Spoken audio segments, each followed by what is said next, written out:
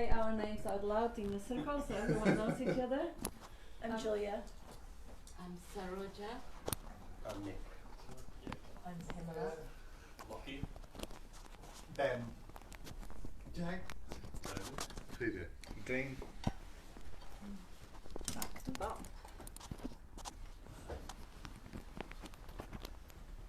Right. Well, as most of you know, what we point to here is what the ancient traditions tell us. In Hinduism, for instance, they call it Advaita. Advaita meaning non-duality, not two, or one without a second. And that's what we point to. And so I can't teach you anything, and I can't tell you anything. All I can do is point toward and ask you to look to where we're pointing to see for yourself. Because no matter what you've understood or don't understand, there's nobody who can teach you anything or tell you anything. Because if it's non-dual, you are already that. And that's what hasn't been recognised or understood. And so that's what we point to and try and hope in the pointing it'll be recognised. So I'm not speaking to anybody. I'm not speaking to any mind. I'm talking to that I am that I am. And that I am is not the person, it's the sense of presence. It translates through the mind as the thought I am. Just to this, nothing else, because that is all that there is. And that's what the great mantra is, I am that. And innately, each and every one of us knows that already. Because to say that's the chair I'm sitting in, that's the carpet on the floor, that's the space in the room, that's the tree, that's the flower, everything is already that, which we discriminated with the word, or the labels we put on it. And when you look into the word, you'll see the word is not the thing. The word is not the real. Take the word water. Try and drink the word. Try and swim in it. See if you can drown in it or wash in it. The word fire, cook with it. Does it burn your mouth? You can't do any of those things. So this word I or me, what is it? Is it this individual? Is it this person, this separate entity? Or is it, as they say in some of the scriptures, it's that sense of presence.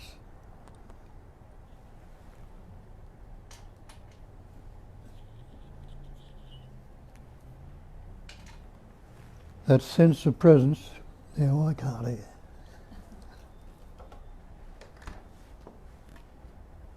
Which expresses through the mind as the thought I am. So when people, like Nisargadatta says, stay with the I amness, he's not talking about staying with the word, I am, or repeating that as a mantra. He's staying with what it represents. It represents that sense of presence. Any of you or the Sat Chit Ananda that they talk about in Hinduism. Sat is existence. Chit is consciousness.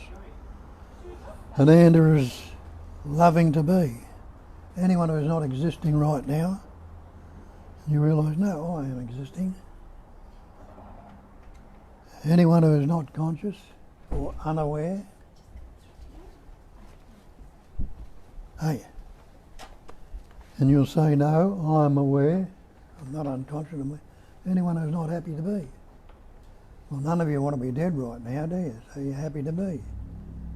So that's what Satchitananda is. You are already that. And the other two factors, there's 5 factors of that, Nama Rupa. Nama is the name and Rupa is the form, body, mind. Now they say that Nama Rupa is Maya. It's illusion. So this body-mind is an illusion.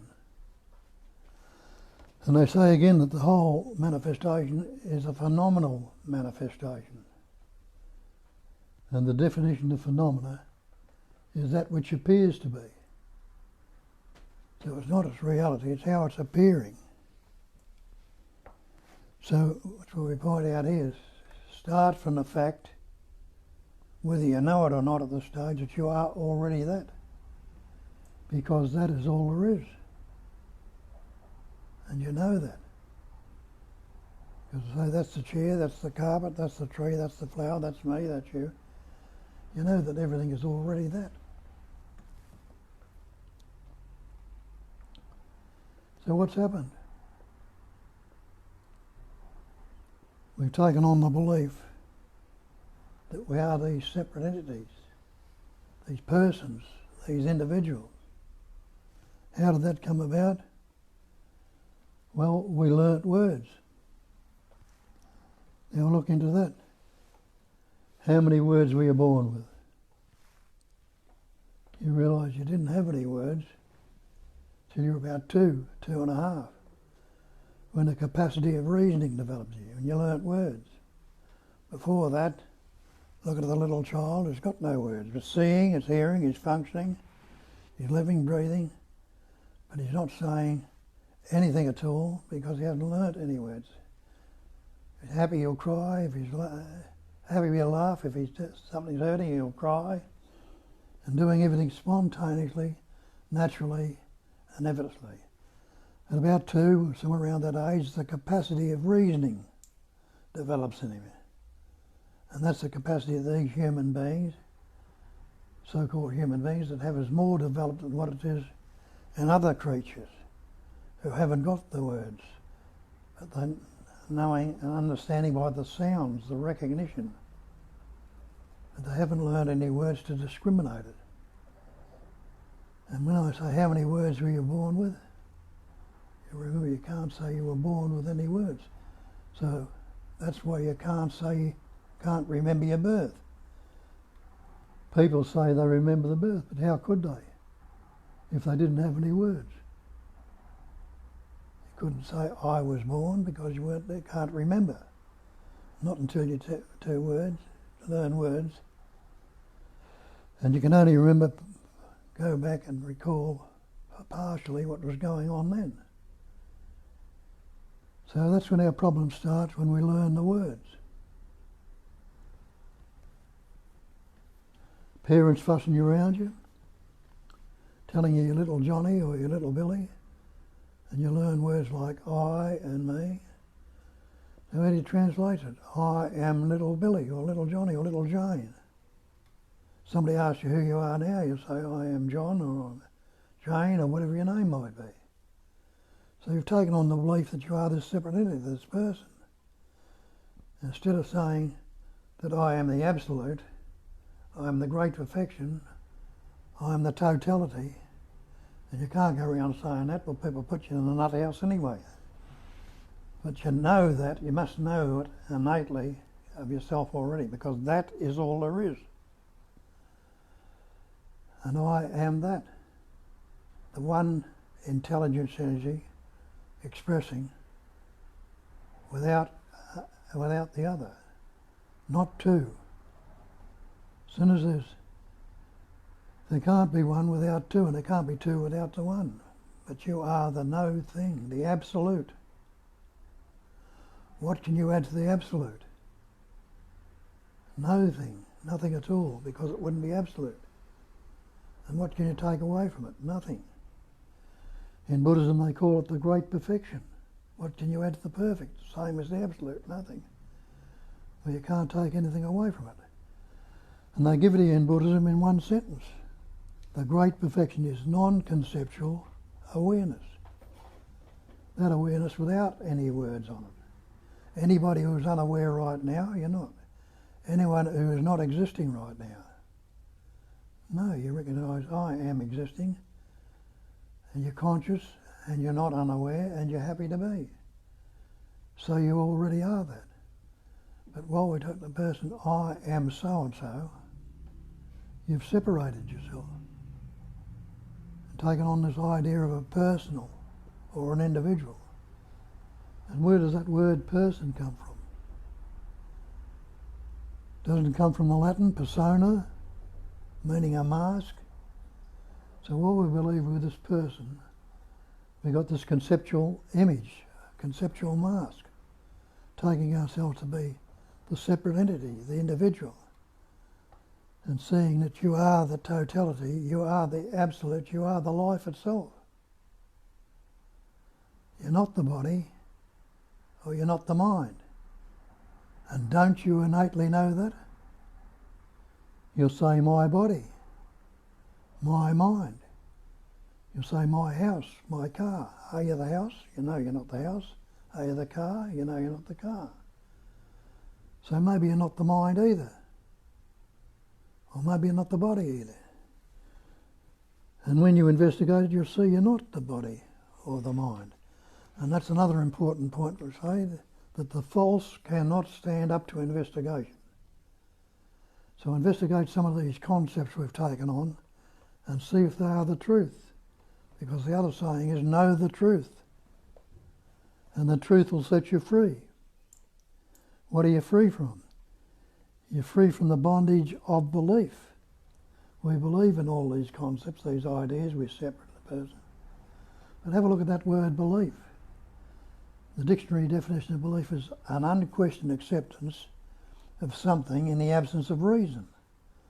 Means we haven't reasoned it out, we're taking it for granted. When you're told you're little Johnny or little Billy, I am little Johnny. Did you ever question it? No. An unquestioned acceptance of something in the absence of reason. Acceptance of an alleged fact.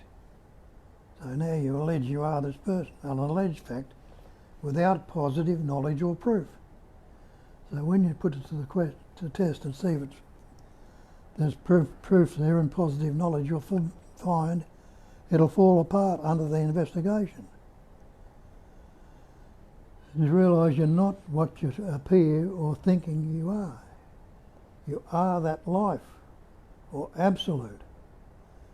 And that's what Christ told you. I am the way. I am the truth. I am the life. People thought he was talking about himself. He wasn't.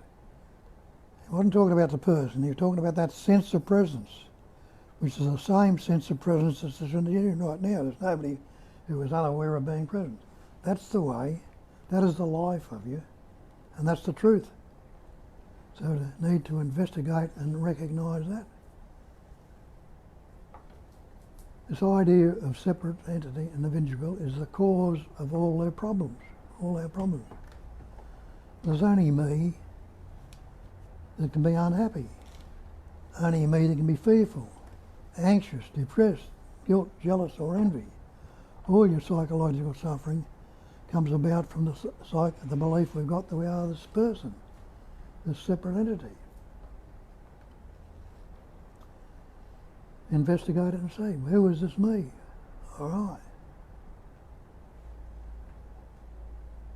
Realise it's just another word or another concept made up from the sense of presence. The I amness comes about from the sense of presence, which is translated, the beingness or the sense of presence is translated by the thought, I am. Now again, they call it a cognising emptiness. And we think we cognise the emptiness. But it's not at all, it's the emptiness itself, that pure intelligence that has the capacity of cognising. And the Buddha told you that a couple of thousand years ago when he made the statement that emptiness is form. And realise that all this manifestation, all these seeming forms are nothing but the emptiness. Because he turned it round the other way, saying emptiness is form, and the forms can be nothing other than the emptiness. So you and I and all the other forms in this room, the cat, the chair, the tree, the flower, are all emptiness. It's appearing, patterning, shaping and forming in all this separate entity. What's it all appear in? Well, what's the basic screen in which everything appears? Isn't it all appearing in space? And can you find a centre to space? look as much as you like, you won't be able to find a centre to it where it begins. Can you find a circumference or any boundaries of space? You can't. You go out as far as you like, you'll never find any. And can you postulate or think of anything at all that could be out of space? What would it be in? When you look along those lines, you realise it's all the content of space. Space is no thing. The space in the room's there, try and grab it. You can't. You're in it. Space is all around you, suffusing you, suffusing this body. Put this body under a microscope and you'll see there's lots of room for space in it. Space is no thing. And you can't postulate or think of anything that could be outside of space. So have a look at it this way. If space is no thing, can something come from no thing? Well, it can't. And you and I, the trees, the flowers, all this manifestation are no thing. We're all things, appearing as things, all seeming pattern, shapes and forms, appearing as things, but we're all no thing.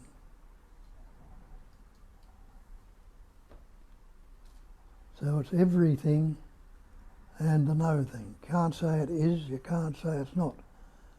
Like Shakespeare tell you a couple of 300 or 400 years ago, there's nothing either good or bad, but thinking makes it so.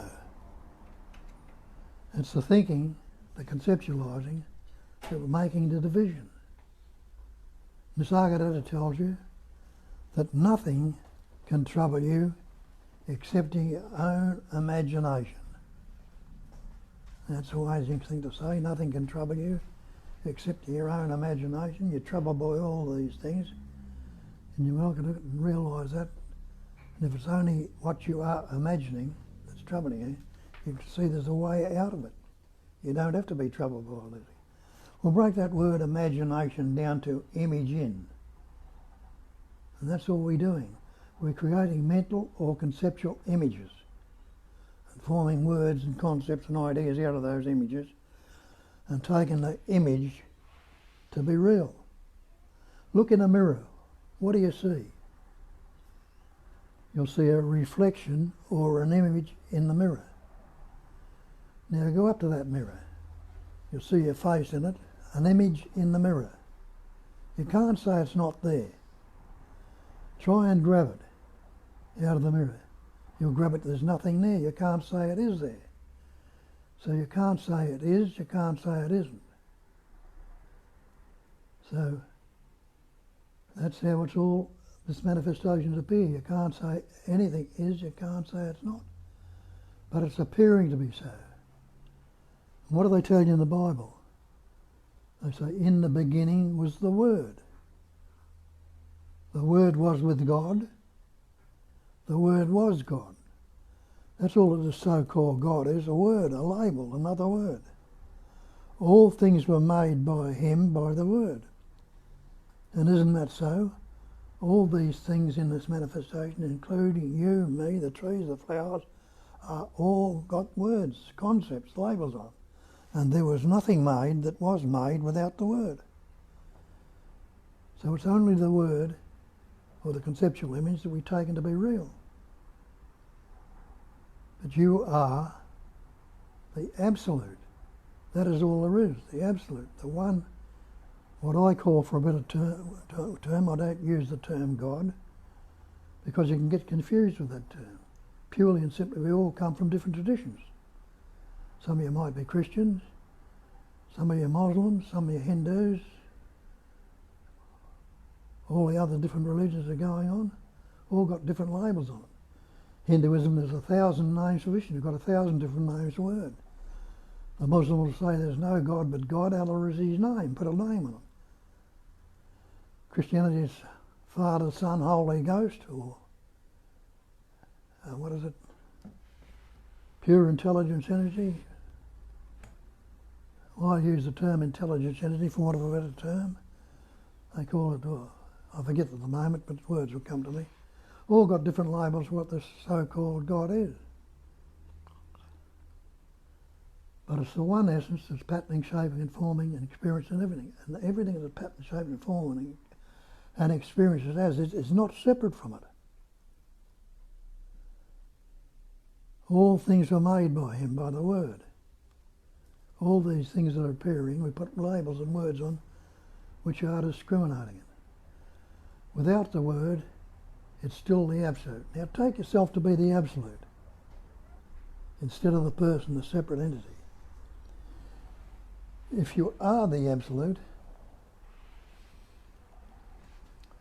who can be superior to you? If Absolute is all there is. Who can be inferior to you? And what would you want of the other persons? You can't separate yourself from anything. Wouldn't it be a change in the way you see things and the way the functioning and living happens? If you can grasp that for your nature, that you are the great reality, the pure intelligence energy. But no, we've learnt these words. And the energy of belief has gone into these words, and we take it to be real. Now see how that functions in you. Something comes up and you like it. How do you know? Well, you had this experience before and it's good. And we don't want it to go. We want the good things to be there, not realising that everything is transient, it's constantly changing. Everything is changing in you right now. There are thousands of cells, not one or two, that are dying in that body right now. It's not the same body you walked into this room with. Transient and being replaced. And the liver cell is not being replaced by a heart cell, a kidney cell not replaced by a skin cell or a liver cell or a brain cell. Each cell is suffused with that life or intelligence energy that knows what to do. And you are the life itself, not the person. If something comes up, you like it. You don't want things we like to go, not recognising they're changing. So we don't want it to go, so what do? We want to keep the good things and don't want the bad things. So we resist it from going, trying to keep it there. We resist it from going. And resistance is conflict. If you are resisting anything, you're in conflict with it. You're trying to keep it there, you're struggling with it. And in that conflict comes fear, anxiety, stress, guilt, shame, remorse, all your psychological problems come up from that resistance. That makes you uneasy or fearful or anxious. So there's resistance, conflict. Another word for that is not at ease, is dis-ease. So there's resistance, conflict and dis-ease coming up. Something comes up that you like, or that you don't like, I should say. Things you don't like, I shouldn't be thinking this thought, it's a bad thought. It makes me not good, I shouldn't, I'm fearful about that. I'm a poor, innocent person. And you don't want the bad things to be there, so you try and push it out. Resistance again. Conflict and deceit. You see what your life's made up of? This constant struggle. Instead of seeing things as they are, letting them be as they are, there's constant this resistance going on. Constant attachment and fixation, trying to alter, modify or correct what is, instead of leaving it as it is, where it changes by itself. So that's what's going on in our lives altogether. So now we are these more poor, miserable human beings that are fearful, anxious, unhappy, depressed, guilty. All our psychological suffering comes about from that belief, this belief that we are this separate entity.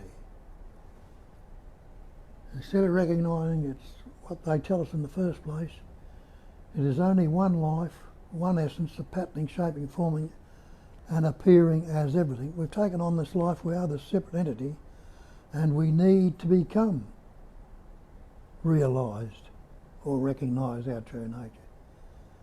But don't you see that becoming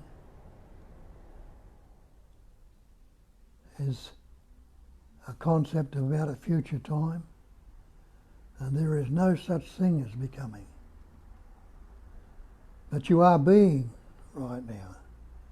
And being can never become.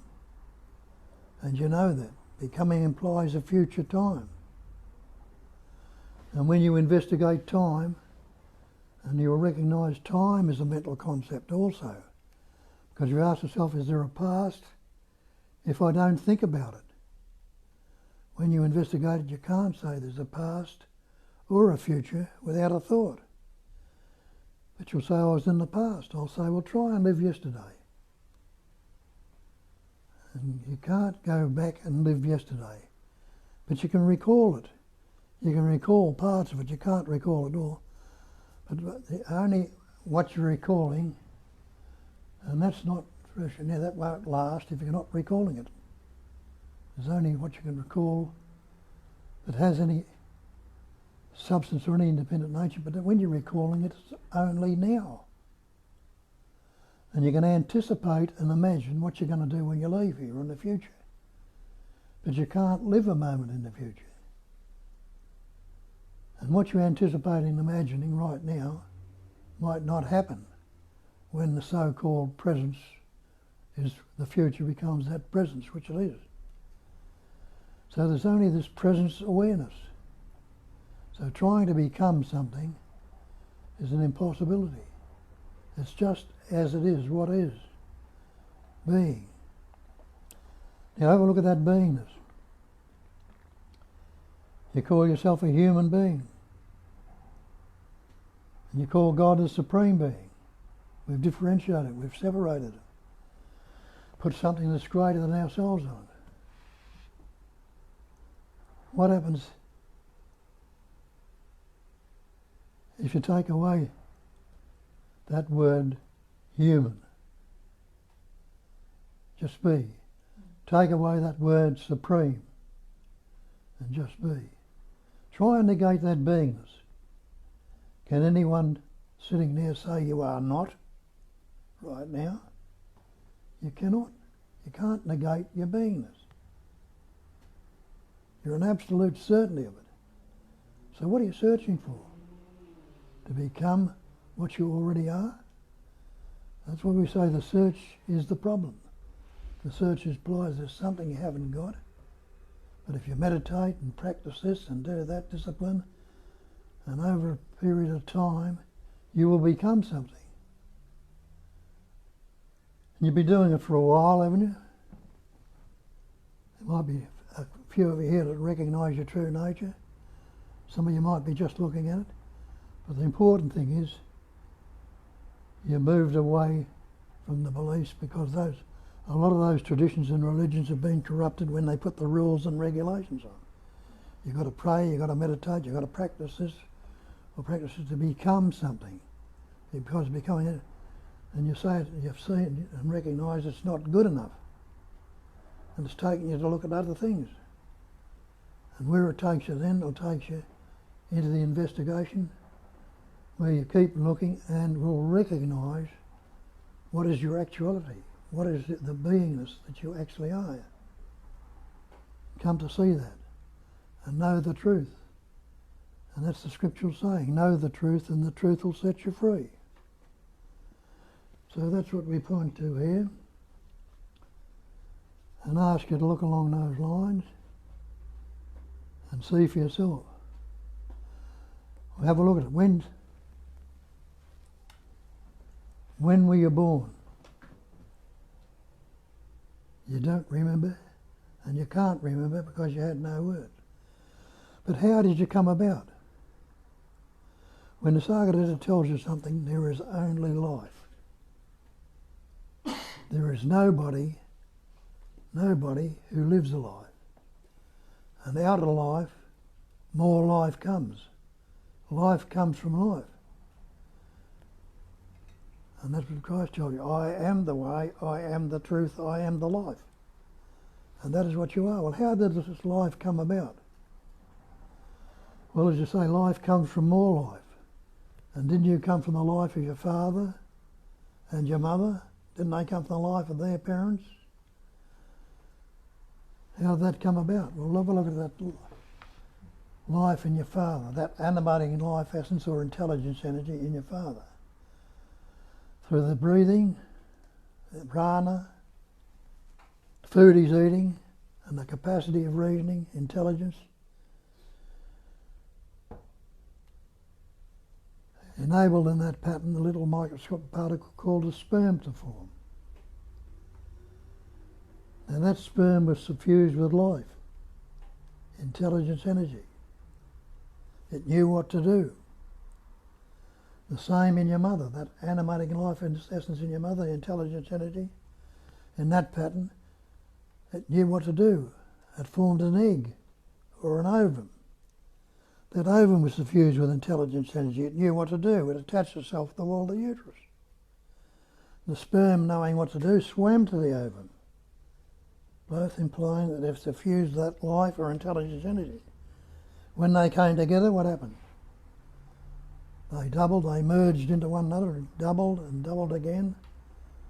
And the intelligence energy doubled it and formed the little embryo, the little fetus, which is what you are today.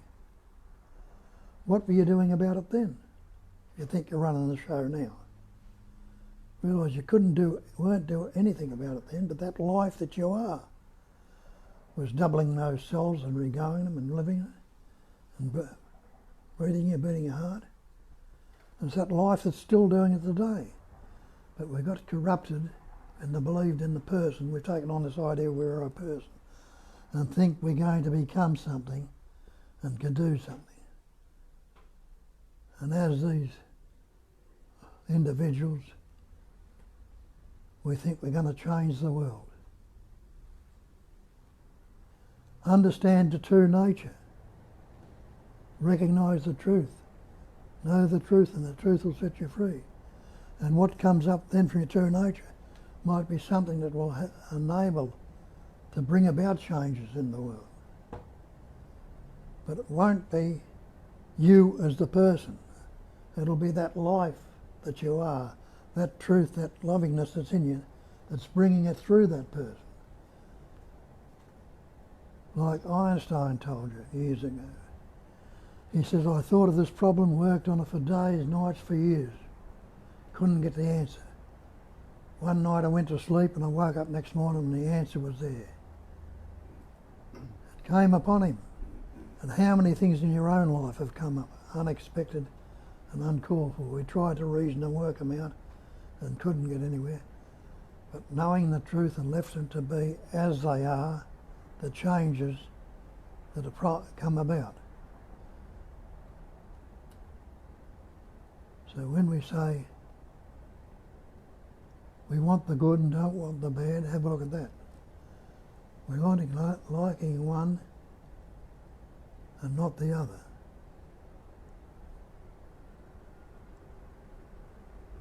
Instead of seeing it all as the one essence. Why aren't you unhappy? As Wei Wu Wo told you. Because everything you say, everything you do, and everything you think is for yourself. And he says there isn't one. And that's true. There isn't a personal self. There's only what they call the one Atman, or the one self. Look in any of the scriptures, they'll tell you. In Christianity, it's the one God. Hinduism, the one Atman, the one self. And all the others will tell you there's only the one essence that's happening. So one was not two. So if there's only the one, and everything is that one, you must be, and can't be anything other than that. So all our problems are problems of relationship, duality. Relationship is relativity. And even this human relationship, when it's relative to you, have all sorts of problems in your marriage or your merging. But if it's a natural merging, a natural to come in together, there'll be a natural functioning there, spontaneously. But when you've got your concepts about you and yourself, and you've got concepts about her, and they don't gel, there's all sorts of fights and arguments and things, and carries on going. It's only me that can be unhappy.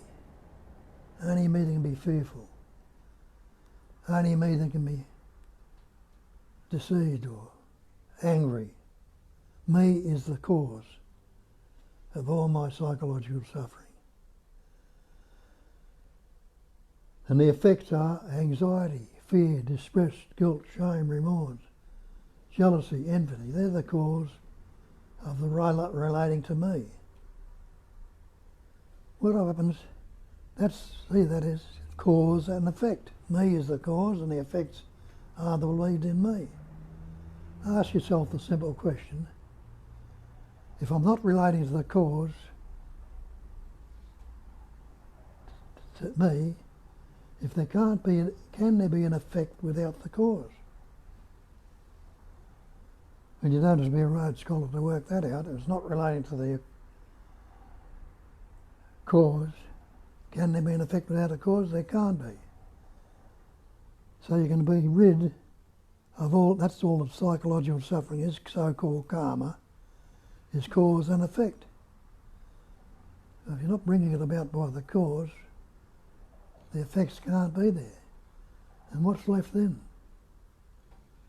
Won't it be just as it is, not as it was, not as it will be, but always and ever this fresh and new and momentary presence awareness, not a past awareness, not a future awareness, but a presence awareness.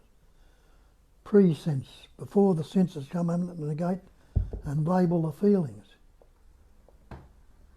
And present before the feelings. And even while the feelings are still only that presence awareness, which I pointed out earlier, is illusion, it's Maya, when it's conceptualized.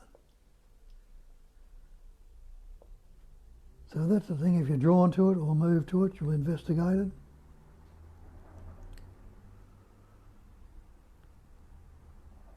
And if you stay with the one thing that it's pointing to and recognise that,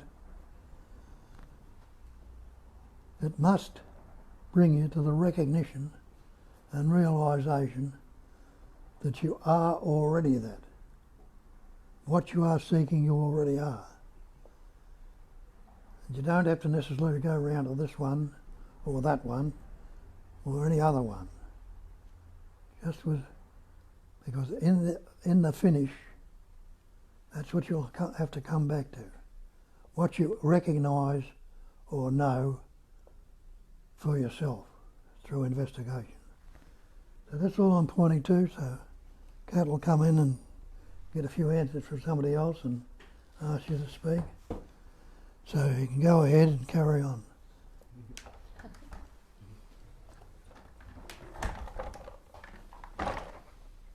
Okay, so we have 20 people online from online community. Welcome.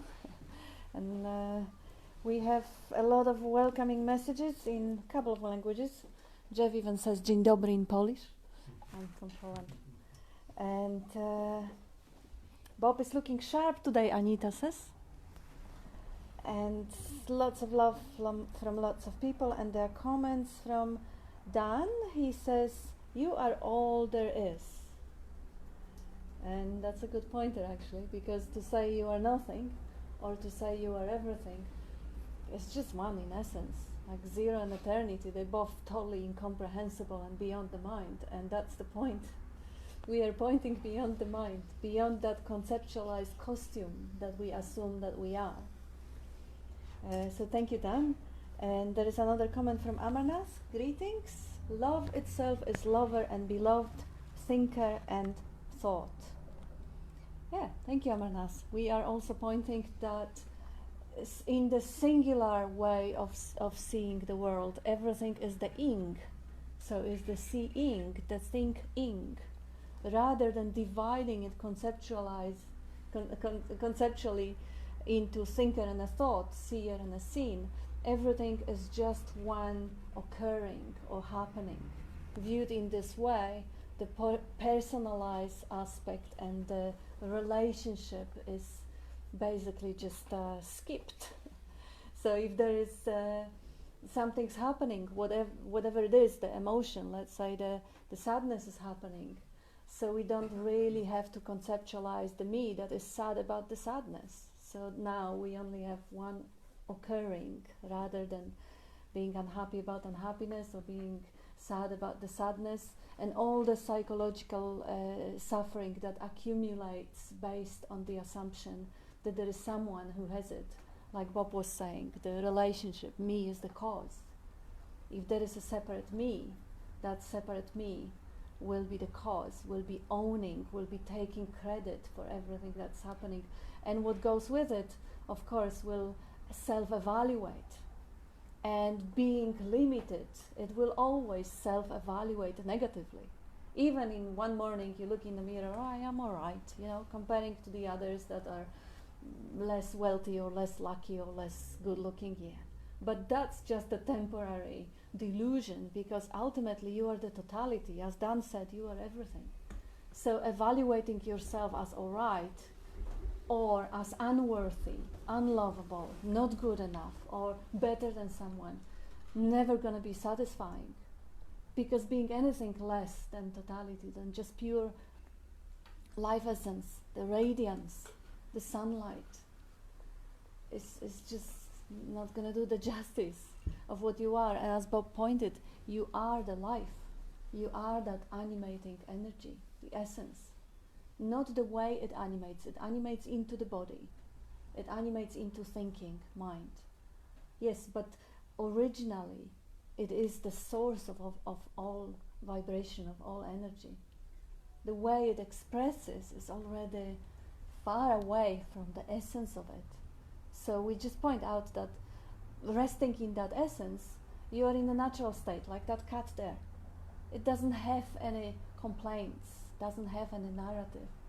It just rests in the whatever life brings, it responds to it without much of a drama. And that's the possibility, that's the invitation to live the life not like the animal. We can't go back, but to live life from the natural state where the mind is utilized according to the requirement of the environment, rather than completely having control and having grip and yapping over everything that's happening. It is a tool. It can be utilized. It's a magnificent tool. But that's not what we are. If I think I'm the mind, then of course everything I think is real and is important. But is it? We know, everyone knew how often we dropped the idea, we found out we were wrong. Or the things that were important 15 or 20 or 30 years ago, how important are they now? Or the image we had of ourselves as children, where are they now? So anyway, this is another comment here now from Martin. Your mind is one step behind while tries to catch up is already happening. It's already happening. That's beautiful. That's exactly right. Yeah. And Ram says, the last 3 days we have all probably been watching images of the amazing Elizabeth II, and entire character captured in pictures from when she was a baby to a young girl, to a beautiful young woman, to a steady middle-aged lady, to an enduring grandma and a great-grandma, endearing grandma and a great-grandma. The story captured over 96 years of time. Where did she come from? Where has she gone? When and where did this remarkable story take place? It is a story of becoming or a story of being. Wow, beautiful, Ram, thank you. Mm-hmm. That's a really nice image to ponder upon, because every story is just it, is the story, which is kind of trying to come close to the description of the magnificence of that life essence. It can't ever really do the justice, can it? I'm not far behind her. You gotta outlive her first, then we're gonna talk about it. Anyway, would anyone like to ask question, contribute, share, tell us what does it move you in any ways, or lovely.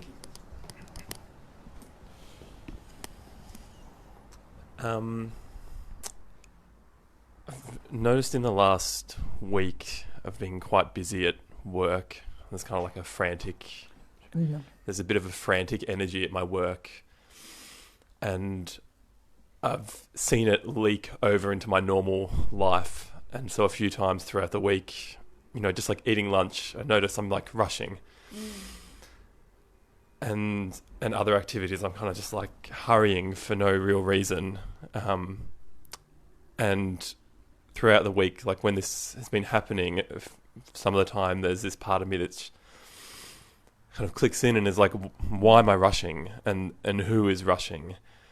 And as soon as I ask this question, there's just this relaxation, but also this kind of heightened curiosity in whatever is in that moment is just becomes in high definition, it seems like. And the quality of whatever I'm doing improves just of itself. Like there's no effort, but all of a sudden whatever I'm doing is getting my full attention just because it's so almost like fascinating what is going on.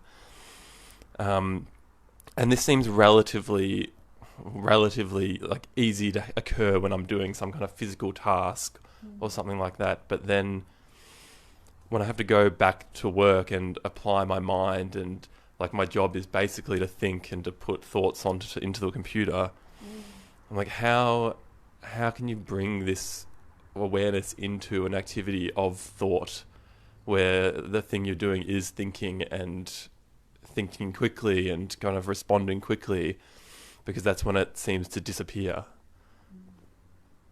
Yeah, that thought will go on, but see, when the first one you say, you saw where the clarity is when you want to make you're detaching from it, leaving it unfold by itself. You'll learn to do that in every situation where you've got to think of a lot of things in work. Be like, as Einstein said, just relax into it, let it be, let it unfold of itself, instead of trying to work it out in the mind. Some things you need to work out in the mind. Well, you do that, but in the mean, come back to that pure awareness where things are unfolding by themselves as much as possible. You've got the taste of it now, and it's growing in you to what it was a few weeks ago, isn't it? Yeah. I'll leave it. It's got you. When it's got you, it'll grow in you as you go along. But that was a beautiful insight you had when you see that the contraction happens when there is a little bit of a stress, you know, and then you're rushing through. And this is nothing not normal. If you look out in nature and you see, let's say, the wild creature chasing its prey, there is a stress going on, and that stress is perfectly in place. So there will be situations in your life when you're avoiding accident on the road, and you don't really want to apply any mindfulness back then. You just want to really get your instinctual, the intelligence of the body just be utilized completely. The time for reflecting and really relaxing into that space and seeing how your body is being breathed, how your heart is being beaten, how it all happens by itself, it's also intelligently facilitated by life. There will be situations when there is no need to actually evaluate yourself at all. And then who is there to evaluate? That's the natural state. There is often a state of, well, nobody's noticing anything because there's nobody there to notice anything. It's just happening. Yes. Yeah, and that's when I find myself in that space of kind of letting go. It's like, there is no one there to observe, but then it's like it pops back in and says, there's no one there. But then there's a voice, and then you see that, and it kind of keeps this weird loop. But yeah, when it says there's no one there, you'll recognise that's so, and you won't carry that on either. Yeah. But sometimes it seems like the heightened stress or whatever is useful because it makes it creates. It gets enough where I'm like, what am I like? Why am I doing this? Or why am I acting this way? And then the awareness rises.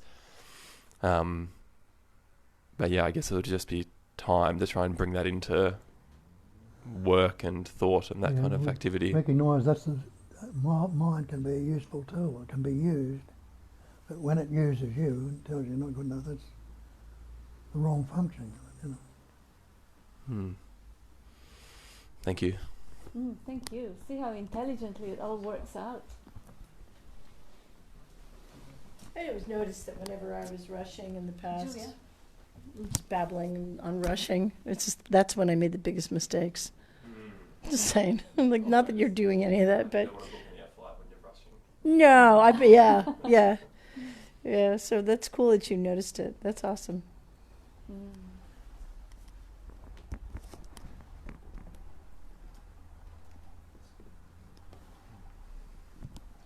What you're saying is that you're recognizing what's there in the present moment, aren't you? When we come out of this conceptual frame of being into a present moment condition, which we're always actually in, we realise something very special, in the sense that it's totally a resonant experience, isn't it? It's a resonant experience in the beauty of that which is just now. No matter what form it appears to take, it's always that is. Thank you. There is a couple of comments from people who are with us. Amarnath says, infusion of meaning from which is meaningless, formless, becoming form, yet remain formless only. Meaning, language, forms are just notions, phantomness, no difference between being and becoming. Well, for the sake of pointing, the difference is enormous. But of course, ultimately everything is nothing. So now Byron says, is there a difference between explanations and direct experience? Well, I can explain you how the coffee tastes, or mango, and you can taste it yourself and see the difference is, yes, heaven and hell. Although, of course, ultimately this is all dream, so that was what's the difference between the substance of dreamt coffee and dreamt mango? Is they one in essence. But yes, again, for the sake of pointing, the difference is absolutely enormous. It's like zero and eternity. In that case, what is our direct experience right now, Byron? That is a good question, Byron. Thank you. What is our direct experience right now? This is the vital question, and this is not an invitation to describe it, although it can, because description, sometimes describing, creates particular frequency which make others resonate. Because what we point, and I hope that is what you're pointing, Byron, that our experience is not really what we hear, see, taste, think, those are just components. But direct experiencing, the ing. Oh, there it is. What is? It is. Yeah. Isness is direct, isn't it? Just as it is. And now Keith says everything is direct experience, including the explanation. Good point, Keith. Absolutely. Hearing the explanation is also direct experience. Of different quality than what's being explained. Like pointing at the moon is direct experience, the pointing. But the moon is also direct experience, different from pointing. Vivek says there is no experience in realization, just be. Yeah, good point, Vivek. We are not talking about gaining an experience, because experiencing is going on already. And the common illusion is that enlightenment is a state of continuous bliss, experience of elation or something. Those are just, again, descriptions and sales pitch. You want to chase enlightenment because you're going to have continuous ecstasy or orgasm. That's a sales pitch to embark on the seeking trip, so that you may perhaps utilize the life in this way and get few people make a living of it. That's also how life expresses itself. But really, experiencing has no quality. Being has no quality. Whether there is pleasure or there is pain or there is joy or there is sadness, that's just the content of the experiencing. Experiencing is just a pure awareness, pure knowing. what is the content of knowing is secondary. It's not that important. Byron says, everything is direct experience, including the explanation, only if we are aware. Yes, if we are unaware, we can say we are corpse and there is no experiencing. That's right. And we are not a corpse, really. We are the life that left it. Amarnath says, both explanation and experience are in mind form. We are not the mind, are prior to it, which cannot be explained. There is no direct or indirect, just experience. That's right, yeah, all the explanations fail, really. They only just to create certain frequency for the resonating, because everyone deep down in your heart knows already, without any doubt, with absolute certainty, that you exist, that you are. There is not a belief, there is nothing that can even be denied in honest way, because you can't stop being. So all the pointing is really to come back to that innate awareness that's already and always there, and discard everything that covers it up and clouds it. And then we have Amarnath says, oh no, that's the same. Okay, anyone?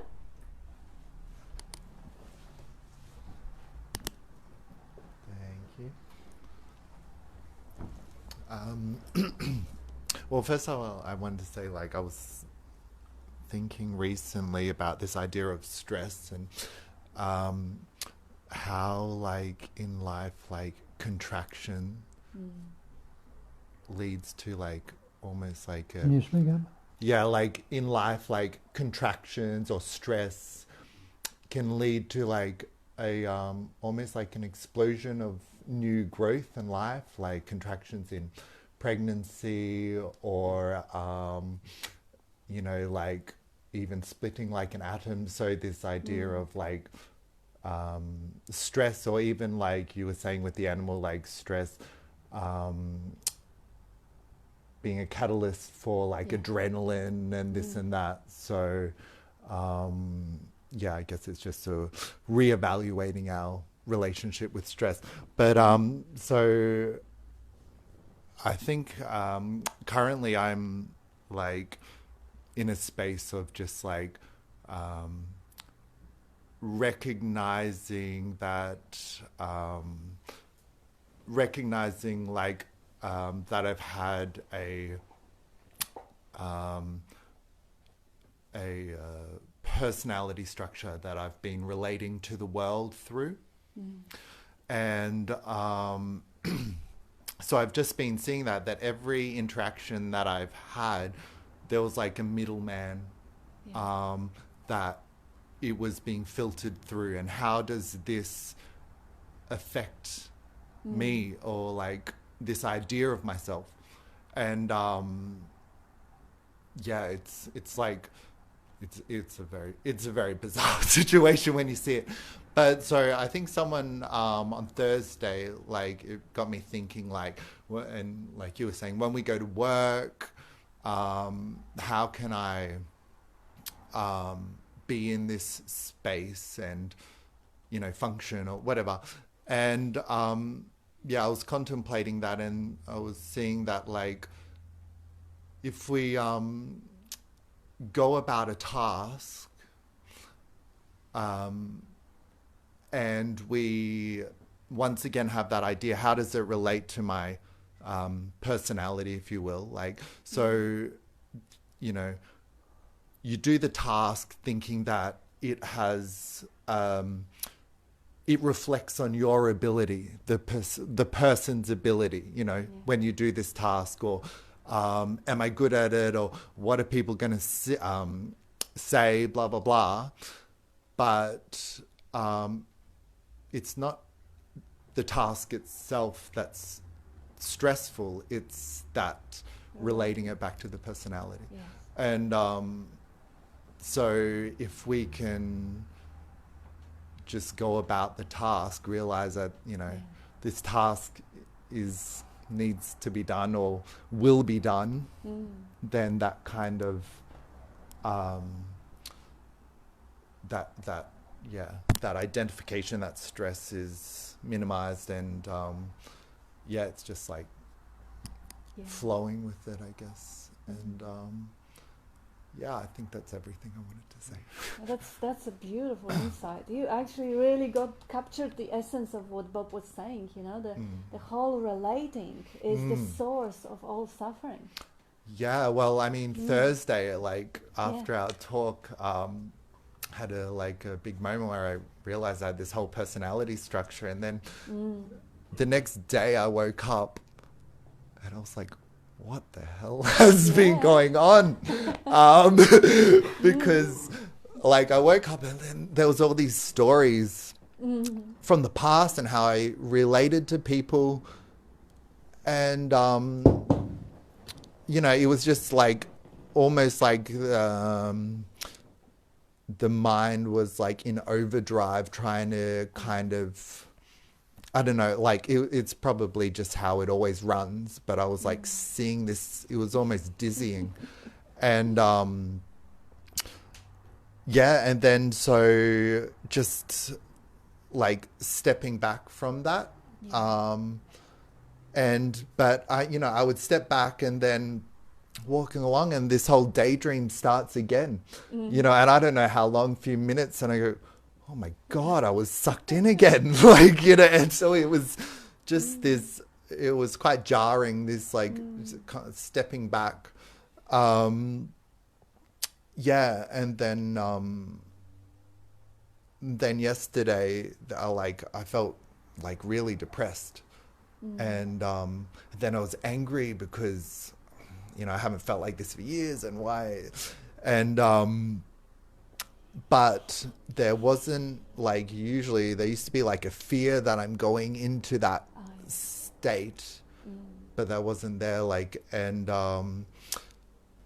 so there was this like, well, actually, I was like angry, and then I was like, oh, that's actually kind of a nice feeling. Instead of being depressed, it was like this, like, and then so I was like staying in that. But then after a while, about midday or something, it just all this density like just released, and I think it was like just all these really old thought forms and tensions, wanting to like pull away from relationships or whatever it was just like being shaken. And anyway, that's been my process. So that's where we're at. That's absolutely wonderful. That's really fascinating, isn't it? Suddenly you see something that is mind-blowing, that is really interesting, because there is no need to transcend or change or alter or fix the personality. You only recognize that that's your binoculars, that that's your characteristic of your device. Yes. Like you can see dogs and cats, they have personalities too. The personalities are not a problem. Identification with personality and defending the personality and justifying the personality, that is where the suffering comes from. Yeah. But to see the filter, how incredible is it? Well, I was thinking it's like, is it like entropy or something, like where there's this, like, I don't know, like something that comes off that's not really necessary or something, and you're like relating to that, it's like, it's just the whole, it's strange. But then, like the anger, where usually I was like, you don't want to feel anger or something, and I was like, oh, actually it's happening, and it's just a different feeling, and it's quite empowering in a way, I guess. Yeah, so I'm really just curious, when you noticed the anger and you started to celebrate it a little bit, what happened with the anger? Well, like the anger really was like kind of based around, mid-torso and like radiating out, and I think usually I would try and shrink away or something, but relating to that anger, I felt much larger, like really connecting with it. I was aware that, wow, it's like expanding out from myself. And so yeah, it was a fuller sensation of myself. Yeah. Did it like seem to have a? I'm just asking questions about it, really. Just when it, because in a way it sounds like you celebrated it in a way you didn't before. Yeah. Which is cool. And I guess my question is like, if you were to try to, like, I know this is going back in thought and describing what it was and all that, but just out of curiosity, did it seem to, like, as it expanded and you were allowing this expansion of it going, yes, now I'm like, did it, with the full allowing of that, did you notice that it, like, you maybe yeah. Or did it just stay, or did it come on? It's not here now. I'm No, not. it's not Yeah, here now. I'm not sure. It was definitely like vibrational. There was almost like a, quite a like a. I don't know.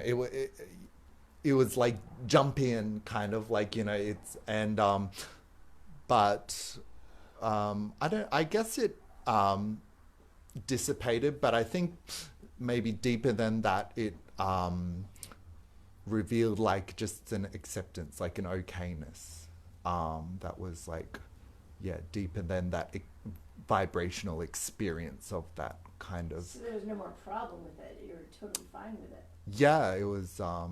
It was just. It was like acknowledging, which was really nice in that acknowledgement of a different aspect of myself, because there was like a strength in it, in that anger as well. So. But I guess it did. There wasn't a feeling of like a dissipation, like watching it dissipate, but there was definitely a settling into that okayness. And I do kind of feel like, it's still there in a way. There's still a bit of tension and whatever, but yeah. So I don't know.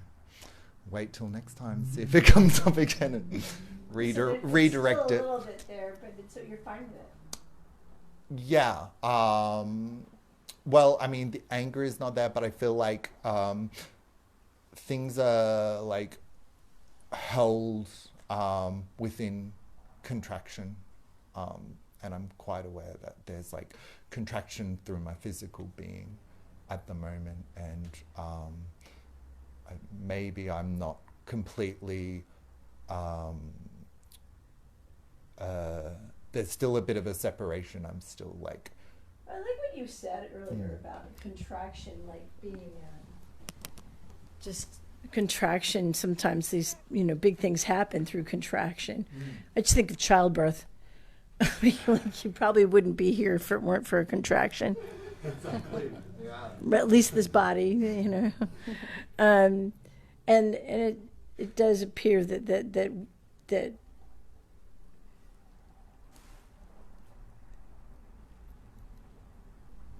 when everything is, when the contraction is allowed.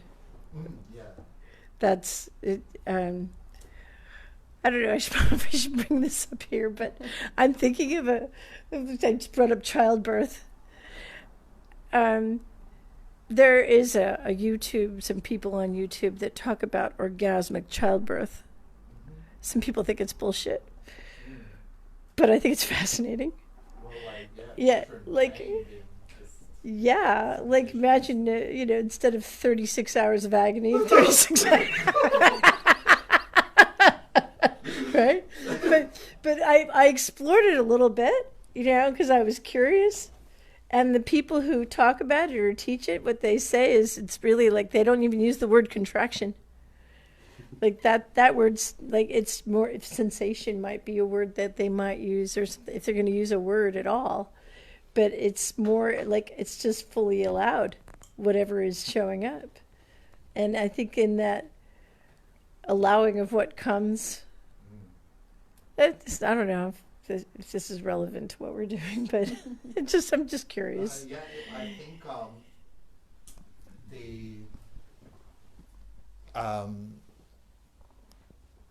the allowing of the contraction is where like the peace is, or the acceptance or the okayness is.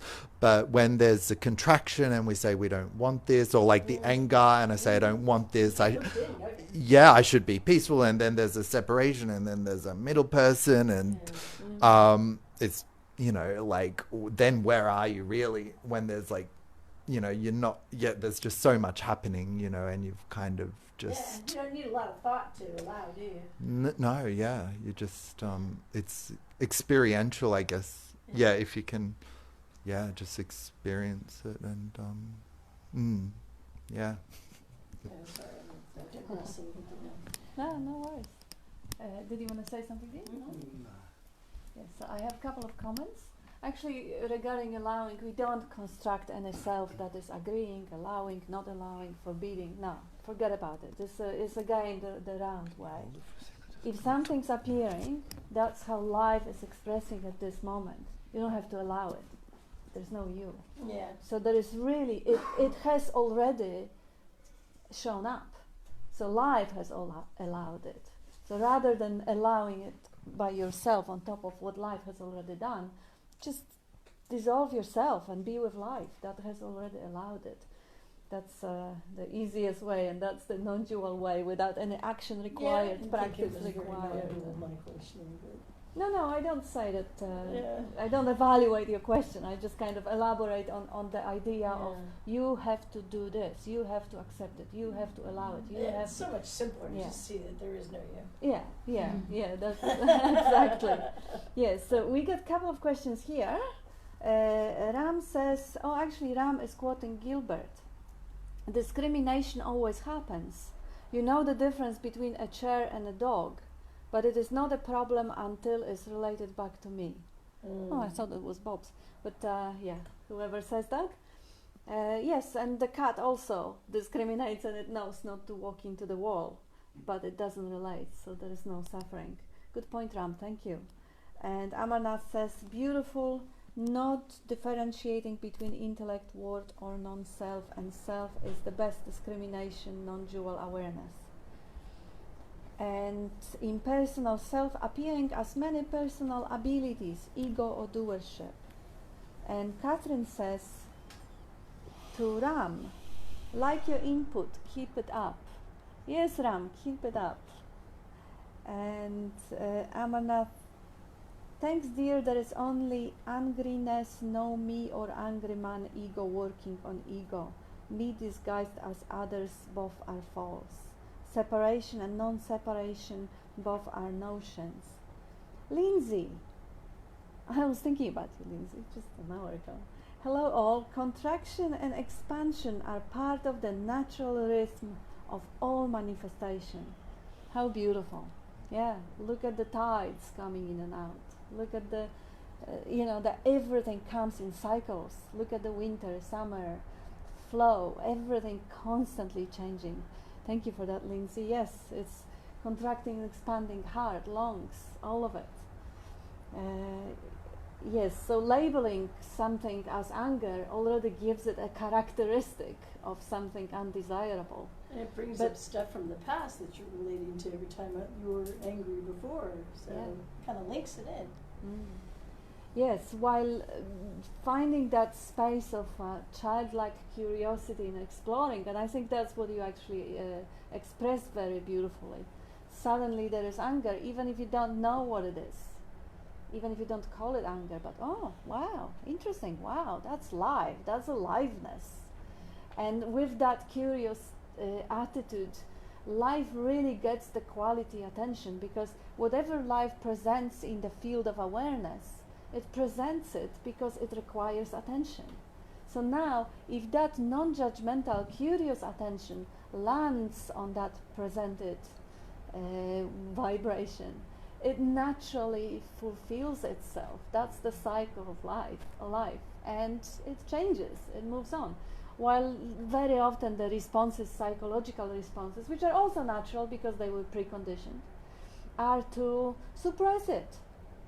Or perhaps, I don't know, go and beat up the pillow, or whatever, some sort of responses that don't actually honor that energy that life brings into the awareness. So that non-relational and not medicated by the personality filters, or which is also unavoidable. But when it's seen through, the quality of that responses changes straight away. It's not mechanical anymore. It's not unconscious anymore. So yeah, it is, as Lindsay says, natural rhythm of all manifestation. And Byron says, me, me, me, me. Love me, see me, empower me, make me comfortable, make me belong and safe. Yeah, good point, Byron. That's the source of all problems, the me, and the neediness of the me. And Dale says, Bob, can you please speak about no preference? Preference, partiality, that's just leaving it as it is. No preference, no partiality, no comparison. Just leave it. Everything as is, and it changes by itself. If you're holding one thing against the other, then you're in problem, as it says in Hing Sing Ming. The Great Way is not difficult for those who have no preferences. When love and hate are both absent, everything becomes clear and undisguised. Make the smallest distinction, however, and heaven and earth are set infinitely apart. So with that distinction, no matter, you've separated things, and the sense of separation is problems. Unaltered, leaving everything as it is. It's unaltered, unmodified, uncorrected, just as it is. And it changes by itself. Because everything is constantly transient. There's nothing that's still. It's all transient, constantly changing. There are thousands of cells dying in that body that you are right now. You don't realise it. And being replaced. But we hang on to the old concepts while we attach to things. It keeps us in a static position instead of moving on with life. Life, as Nisargadatta says, is unafraid and free. Leave it as it is.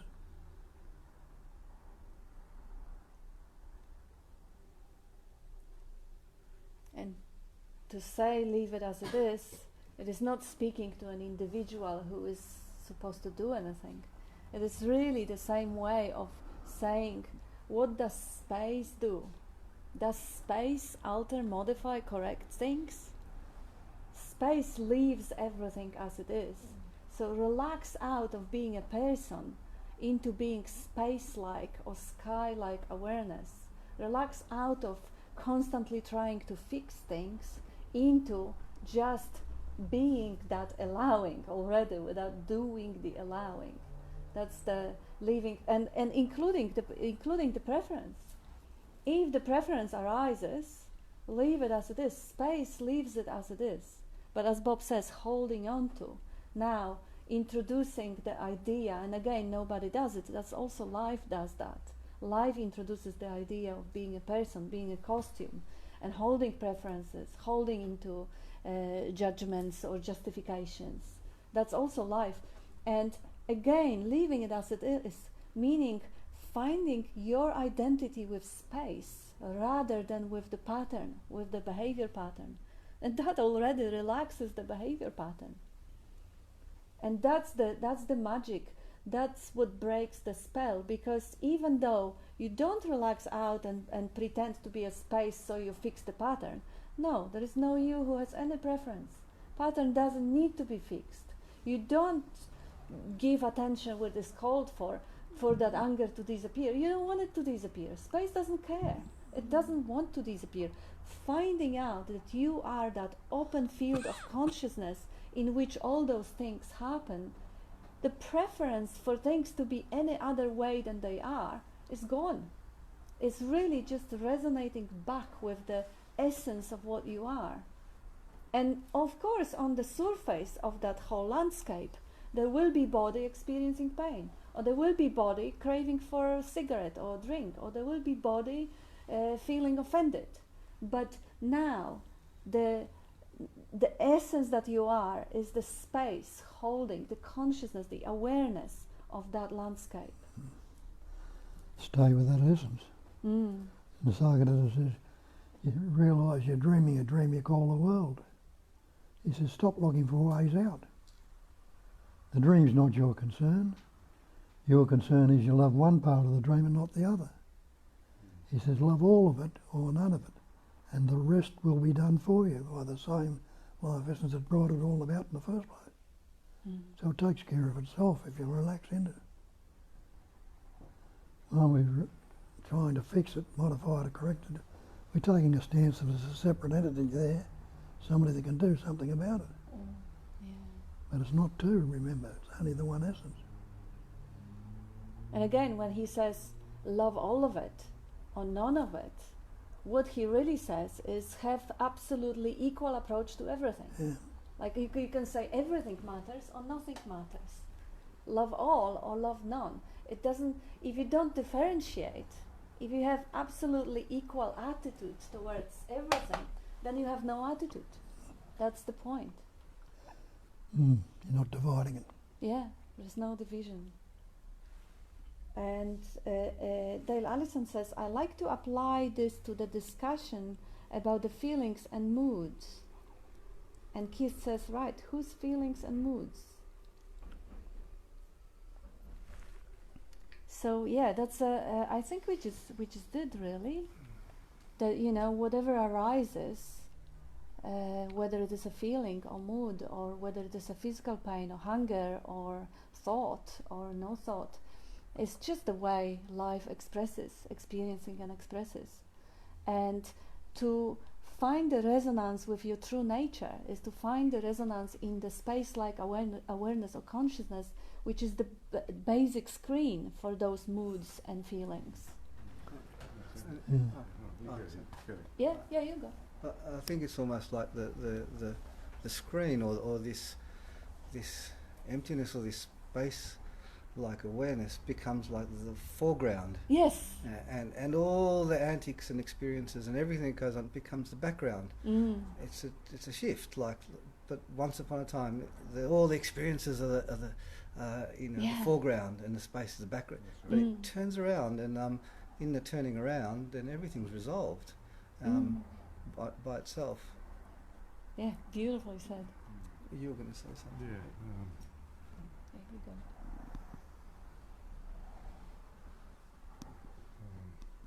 No, I wouldn't say anything. Keith says, everything resolves itself in the absolute. It will resolve itself. Yep. See, I've had some like, about the preference of my perfume and my farts. Oh, of course.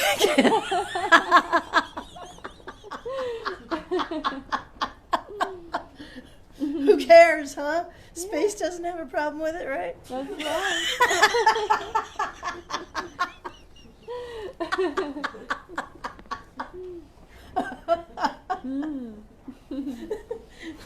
Sorry.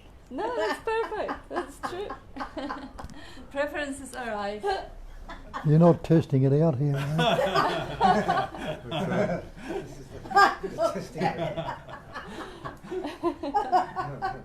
Fart like awareness. That's funny.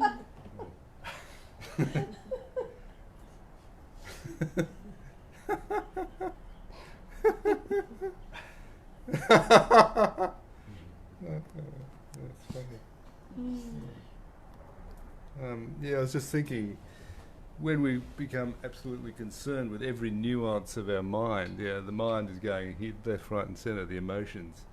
I'm thinking this, and I've got to act on that, and now this has become this, and I must act on this, and this is the way of the world, isn't it? Yeah, the importance. The importance of every little shift. In reality, mind is just abstract. Totally abstract, isn't it? it's not none of that. It's the answer doesn't lie in dealing with every little change of every little quirk of change of your emotion or whatever. That's just the way that it seems to appear. Yeah. But you are much greater than that in as much that you are the totality of all of that. And yeah, that's about all I got to say on that minute. And now we can untwine the wire. Thanks. Thank you.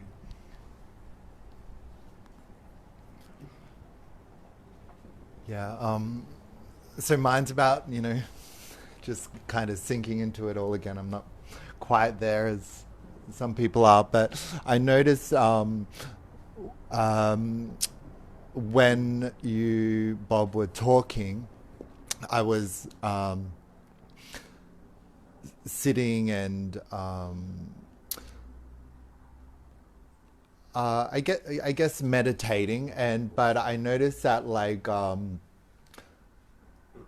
I think it was this morning I was going through a process of, well, I called it just forgetting.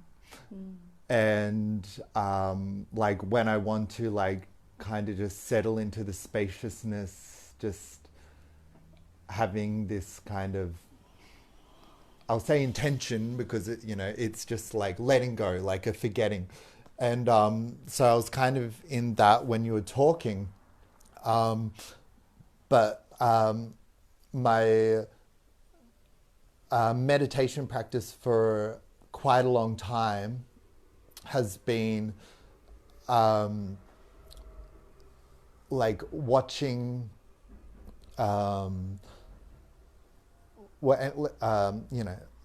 anyway, watching what happens, let's just say that. And but I realized there was still this idea of myself as a watcher. And just noticing that I can go deeper than that, but it starts to become once because some I guess in some meditation practice or some philosophies, they say become the watcher, and the mind wants to make that into something as well, or this watcher as something that's, or anyway, so I just it's this whole process, I'll call it a process, is there's no doing. you literally you don't watch, you don't nothing. It's kind of the opposite. I think someone said that it's the opposite of everything we've ever done before. That's that's non-doing. Non-doing. Noticing is non-doing. That's being in the centre again, watching, seeing instead of watcher. Yeah. Seeing, tasting, witnessing, and it is a really kind of, you don't need it anymore. How wonderful. But there is an exercise for people who sometimes get locked with the practice and the instruction to be a witness. Now if you're witnessing everything that's happening, you're already one step closer to enlightenment or whatever. And that now identification, I'm the witness of what's happening, but there is still I identified as it. The nice simple exercise, which I described in my book there, is the exercise of locating, trying to locate the witness. Now, you can't locate it. Okay, let's say it's vaguely maybe around here where I'm looking from. This is where the witness is. But how do you know that? Where are you looking from to actually locate the witness being vaguely around here? Oh, well, it's kind of like a space from behind, finding it around here. Oh, how do you know that? How did you locate that? And then suddenly shifting, answering question, how do you know witness is here or here or here? Where do you look from that witness? And then where are you looking from? How do you know this is where you're looking from? How do you know? And then suddenly you realize that awareness is shifting and is space-like. Every step back is kind of more spacious and less locatable, until it completely drops any attempt to locate, and you see that there is witness-ing, the knowing, but without any point or any one who does the witnessing. But you're already there, so I'm just telling it more to... That's exactly what happened. Yeah. I was sitting there and I realized I have an idea of me being here, like watching, and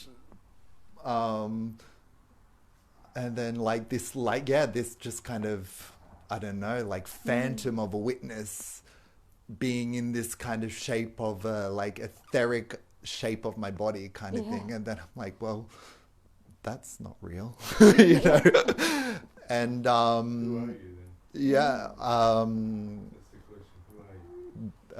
well, No, that's how, like, I don't know, spaciousness. Yeah, are you the spacious? Well, In direct experience. I'm just experience. Experiencing. Experiencing. If you were the experience, then what would happen if that experience changed? You are that which is experiencing, seeing, hearing, taking. That. Yeah, the being. That is all there is. Yeah, I would say that, like, in the past, you know, I've had experiences of expansion or something beyond what I thought I was. And then I noticed that the issue was that it was an experience, I couldn't identify with it still, even though I had, and so I'm not ready to say what I am, but I'm just going through a process of realizing what I'm not. That's it. If yeah. you're ever ready to say who you are or what you are, Yeah. you have to start investigating. Yes. If you keep, Because there is no answer to that. keep recognising you are not, you must be what's left. Yeah. Yeah. Exactly. Discarding, stopping. Yeah. If I say I'm God, I'm absolute, I'm space, I'm this, I'm that, well, I'm delusional. Lock me up in a mental institution. Because I'm giving myself the identity which I can't stand up for. Yeah. The final answer to question who am I is there is no one to answer. There's nobody to answer that question, to ask that question. If there is still someone there who knows who they are, well, the investigation is not complete. True. The final freedom is when there is no one there. Life goes on, it expresses, but there is no one there who can say, ask who am I or answer who am I. That's, I don't know, is as close as you can get it with the mind. If you ask the mind, who am I, and the mind is utterly honest, it will say, I don't know. And that's it. Yeah. If there is any other answer, silence is the answer. True. And, you know, I was, thinking back to that moment of, like, seeing this idea of the witness and, you know, there is this, like, process of pinpointing. But, you know, there is, like someone said, there's the background becoming the foreground. Yeah. And the pinpointing is like, just seeing ideas that I had created that separated. Yeah, absolutely. That's about it. Yes, isn't it? Bob? Oh, I thought you wanted to say You could also like make it really simple and just say like watch the mind and see how it operates. I mean, we're not going to witness the witness or observe the observer and pinpoint. All we're doing is watching the mind to see how it operates until we realise that there's no need for any of that either. Because but anyway. And I that's think it's already time the shift, because to watch the content, you already kind of free from it. You already, the shifts already happened. We have a couple of more comments, and that's it. We're wrapping it up. So Nazar says the issue is he thinks there is an issue. Yeah, great point. Yeah, the issue is he thinks there is an issue. That's it. And Amana says beautiful experience is form, past, or dead mind experiencing its presence. Discards the discarder. Yes, thank you everyone. That's about it for today, and thank you for your beautiful contribution and presence. And we're gonna go for lunch. Thanks, Bobby. Thank you. Everyone. Thanks.